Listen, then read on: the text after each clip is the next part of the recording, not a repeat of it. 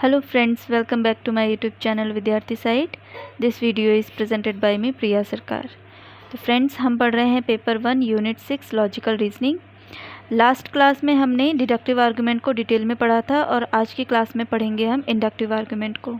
तो क्लास को शुरू करने से पहले अगर अभी तक आपने मेरे चैनल विद्यार्थी साइट को सब्सक्राइब नहीं किया है या फिर आप मेरे चैनल पर पहली बार विजिट कर रहे हैं तो आप मेरे चैनल को सब्सक्राइब कीजिए और बेल आइकन को प्रेस कीजिए, जिससे कि जब भी मैं कोई वीडियो अपलोड करूं आपके पास नोटिफिकेशन पहुंच जाए।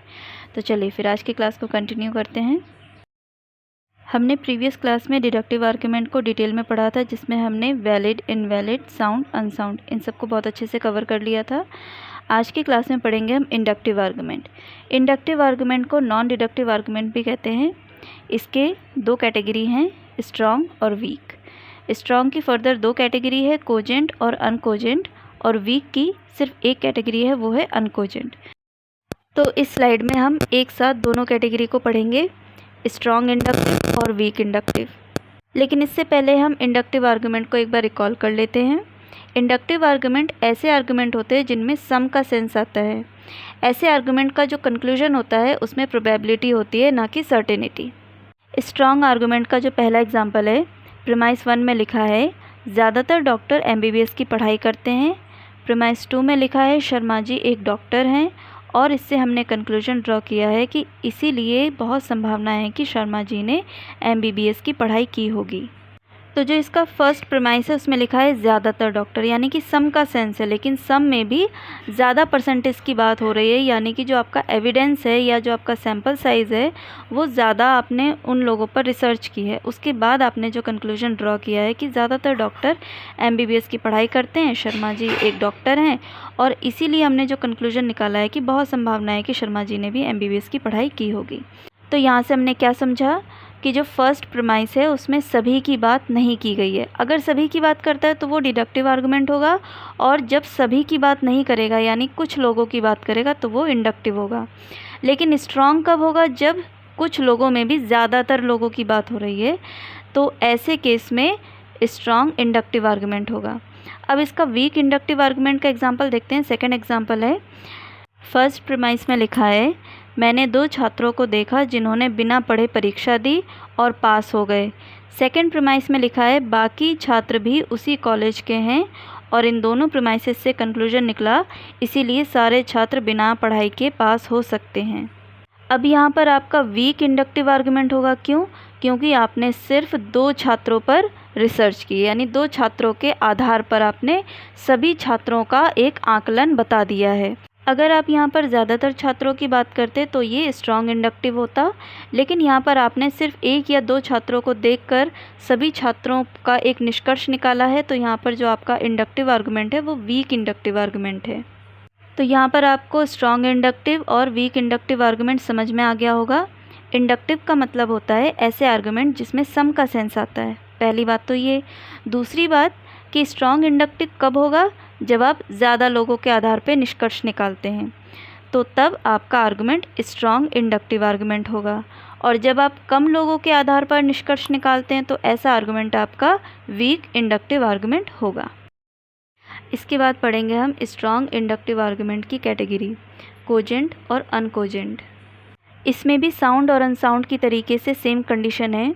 साउंड आर्गुमेंट में हमने पढ़ा था कि जब हमारी दोनों प्रीमाइस ट्रू होती हैं तब हमारा आर्गुमेंट साउंड होता है, और जब हमारी दोनों में से एक भी प्रीमाइस अगर फॉल्स है या फिर दोनों प्रीमाइस फॉल्स हैं तो ऐसे केस को अनसाउंड आर्गुमेंट कहते हैं। तो सेम कंडीशन यहाँ पर भी है कि अगर हमारी दोनों प्रीमाइसेस ट्रू हैं तो हमारा कोजेंट होगा, और अगर हमारी दोनों प्रीमाइसेस में से एक भी प्रीमाइस फॉल्स है या फिर दोनों प्रीमाइस फॉल्स हैं तो वो अनकोजेंट होगा। तो यहाँ पर हम स्ट्रॉन्ग कोजेंट और अनकोजेंट को एग्जाम्पल के थ्रू समझते हैं। पहला एग्जाम्पल कोजेंट का है और दूसरा एग्जाम्पल अनकोजेंट का है। तो पहला एग्जाम्पल है, प्रीमाइस 1 में लिखा है 90% कॉलेज के छात्रों के पास स्मार्टफोन होता है। प्रीमाइस 2 में लिखा है रीता भी एक कॉलेज छात्रा है। कंक्लूजन है इसीलिए बहुत संभावना है कि रीता के पास भी स्मार्टफोन होगा। तो यहाँ पे सबसे पहले हम ये चेक करेंगे कि जो पहला प्रीमाइस है वो 90% स्टूडेंट की बात कर रहा है, यानी कि ज़्यादातर बच्चे, तो ये आपका आर्गुमेंट स्ट्रॉन्ग है। दूसरा हम प्रीमाइस की वैल्यू चेक करेंगे कि पहली प्रीमाइस में लिखा है कि 90% कॉलेज के छात्रों के पास स्मार्टफोन होता है, ये बात सही है। दूसरा है रीता भी एक कॉलेज की छात्रा है, ये बात भी सही है, यानी कि हमारा आर्गुमेंट स्ट्रॉन्ग भी है और दोनों प्रीमाइसेस ट्रू हैं, इसका मतलब ये कोजेंट है। इसके बाद हम अनकोजेंट का एग्जाम्पल देख लेते हैं। इससे पहले हम इसकी कंडीशन पढ़ेंगे, स्ट्रॉन्ग बट फॉल्स प्रीमाइसेस, यानी कि अगर आपका आर्गुमेंट स्ट्रॉन्ग है लेकिन आपकी प्रीमाइसेस फॉल्स हैं, दोनों प्रीमाइस फॉल्स हो सकती है या फिर एक फॉल्स हो सकती है, तो ऐसे कंडीशन में हम इसे अनकोजेंट कहेंगे। प्रीमाइस 1 में लिखा है ज़्यादातर मछलियाँ ज़मीन पर सांस ले सकती हैं, ये प्रीमाइस आपकी फॉल्स है। सेकंड प्रीमाइस में लिखा है शार्क एक मछली है, ये प्रीमाइस आपकी ट्रू है, तो यानी कि आपकी दोनों में से एक प्रीमाइस तो फॉल्स हो गई। और यहाँ पर पहली प्रीमाइस में लिखा है ज़्यादातर, यानी कि आपका जो आर्गुमेंट है वो स्ट्रॉन्ग तो है लेकिन आपकी प्रीमाइस एक फॉल्स हो गई है, इसीलिए ये अनकोजेंट हो जाएगा। तो यहाँ पर आपको स्ट्रॉन्ग, कोजेंट और अनकोजेंट समझ में आया होगा कि अगर आपका आर्गुमेंट स्ट्रॉन्ग है लेकिन अगर उसकी प्रीमाइसेस ट्रू हैं तो वो कोजेंट होगा, और अगर उसकी प्रीमाइसेस गलत हैं तब वो अनकोजेंट होगा। इसके बाद पढ़ेंगे हम वीक अनकोजेंट आर्गुमेंट। वीक आर्गुमेंट में सिर्फ एक ही कैटेगरी है, वो है अनकोजेंट, और इसकी कंडीशन है कि अगर आपकी प्रीमाइसेस ट्रू हैं लेकिन आपका लॉजिक वीक है। और लॉजिक वीक क्यों है? क्योंकि आपके एविडेंस यानी कि जो आपका सैम्पल साइज़ है वो बहुत ही कम है, आपने कम लोगों के आधार पर निष्कर्ष निकाला है। इसका मतलब है कि आपका लॉजिक वीक है और आपकी प्रीमाइसेस अगर आपकी सही भी हैं तो भी आपका ये अनकोजेंट आर्गुमेंट होगा। इसके दो एग्जाम्पल दिए हैं मैंने। पहला एग्जाम्पल है मेरे पड़ोसी की बिल्ली काली है। दूसरा प्रीमाइस है मैंने दूसरी गली में भी एक काली बिल्ली देखी, इसीलिए सभी बिल्लियां काली होती हैं। अब यहाँ पर हम प्रीमाइस की वैल्यू चेक करेंगे। पहला प्रीमाइस है मेरे पड़ोसी की बिल्ली काली है, ये बात सही है।